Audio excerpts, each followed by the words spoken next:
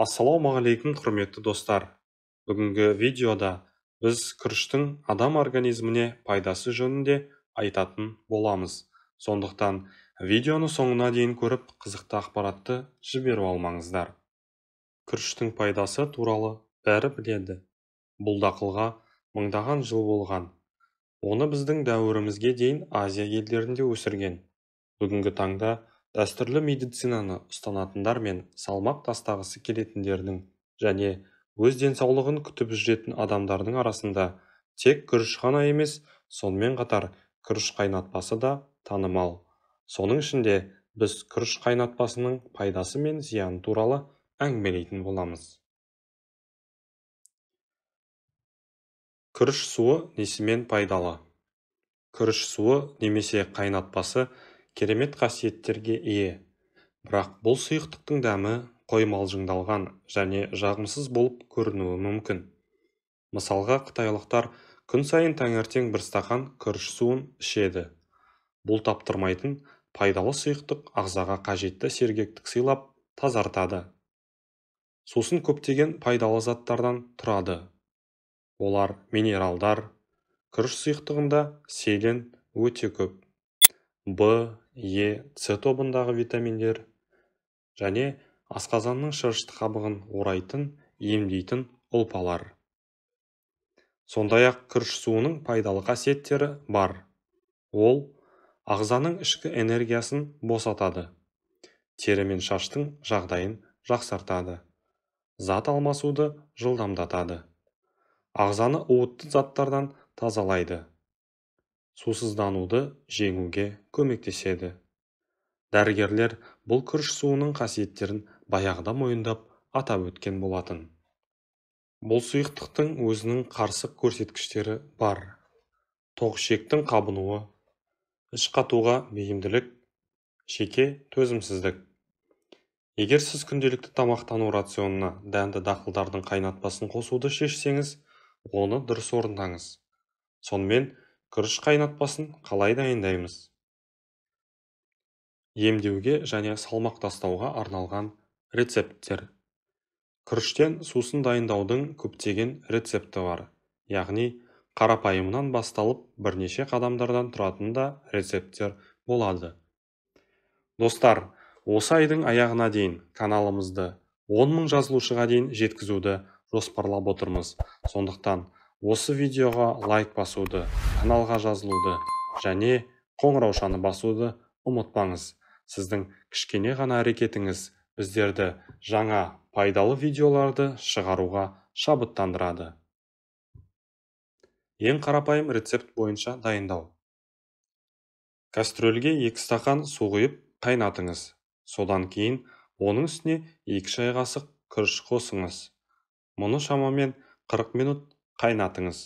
Сосын қайнатпаны суытып сүзіңіз. Бұл сұйықтықты баланың іші өткенде қолдануға болады. Тағы бір рецепт қысу кезінде қолданылады.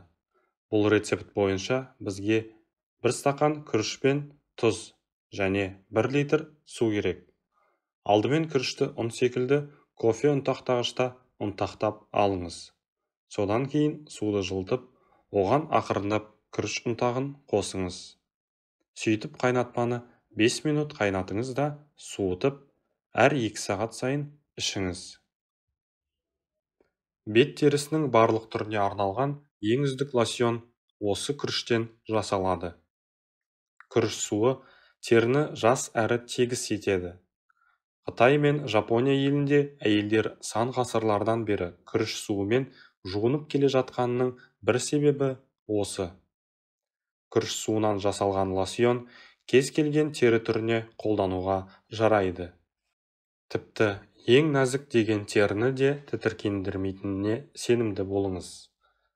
Біраз уақыт қолданған соң теріңіздің бұрынғыдан әлдеқайда балғын, тегіс болғанын әрі жасара түскенін байқайсыз.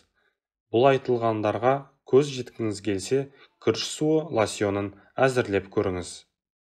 Бұл үшін қажетті заттар: қақпағы тығыз жабылатын ыдыс, 1 стақан шикі күріш, өңделмеген болса өте жақсы, сүзгіден өткен су. Дайындалу әдісі: Күрішті ең алдымен жуыңыз. Жуған суды төгіп тастаңыз. Үстінен сүзгіден өткен таза суды құйыңыз. Күріш құрамындағы құнарлы заттар суға шығу үшін 1 сағатқа қойып қойыңыз. Күріштің суын сүзіп, қақпағы тығыз жабылатын ыдысқа құйып, тоңазытқышқа салыңыз. Дәл осындай әдіспен әзірленген лосьонды тоңазытқышта сақтай отырып, онымен 4-5 күн бойы теріні сүртуге болады. Егер күріш суынан жасалған лосьонның қасиетін арттырғыңыз келсе, 1 сағат тұрғаннан кейінгі құйып алған суды тағы 2-3 күн сөреге қойып, бөлме температурасында 2-3 күн ұстаңыз. Ол ашып, ферменттелу процесі жүреді. Ашыған, аздап қышқылданған қоспаны отқа қойып, бір қайнатып алу керек. Содан соң қайта суытып, 3-4 тамшы кез келген эфир майынан тамызыңыз да тоңазытқышқа жөнелтіңіз. Бұл түрде тоңазытқышта 5 күн сақтауға жарамды. Лосьонды қалай пайдалануға болады? Егер қоспаны көбірек мөлшерде әзірлесе, онымен бетті 4-5 рет шаюға болады. Азырақ болса, мақтаны батырып, бет терісін сүртіңіз де, артынан салқын сумен шайыңыз. Егер теріңіз майлы болса, сол қалпында, ал сезімтал болса, 1-1 қатынасында сумен араластырып пайдаланыңыз. Үзбей қолдансаңыз, бірнеше аптадан соң бет терісі тартылып, түсінің біркелкіленгенін, ұсақ әжімдердің азайғанын байқайсыз. Күріштің келесі қолданылу түрі ең нәзік скраб. 1 сағат тұрған күріш суын сүзіп құйып алған тұсқа қайта оралайық. Сондағы сүзгіден өтпей қалған жібіген күрішті қайтесіз.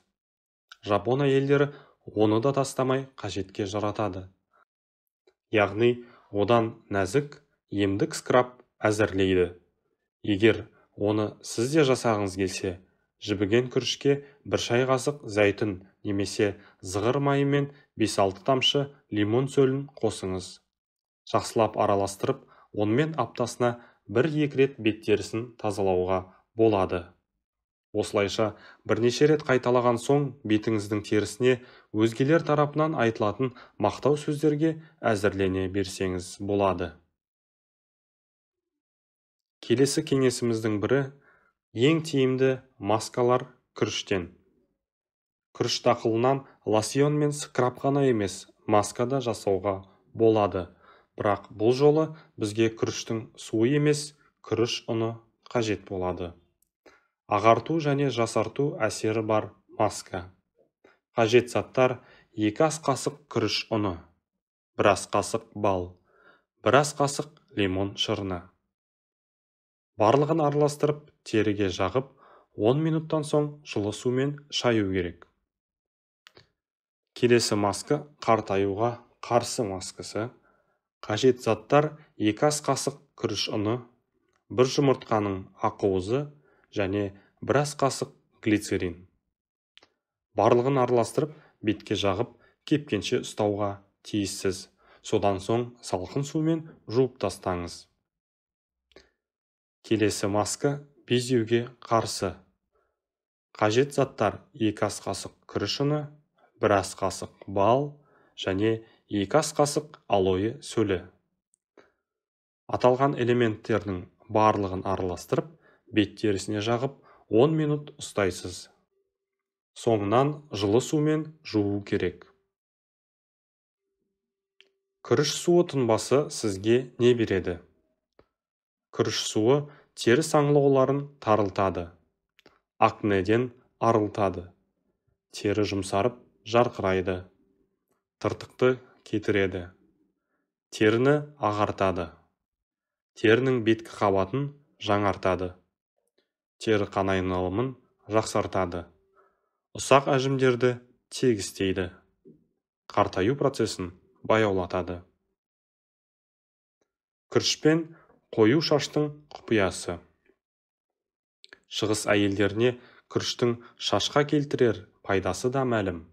Ұзындығы 1,8 метр болатын қалың шашының арқасында Гиннестің рекордтар кітабына тіркелген Қытай әйелінің құпиясы дәл осы күріш суында жатыр екен.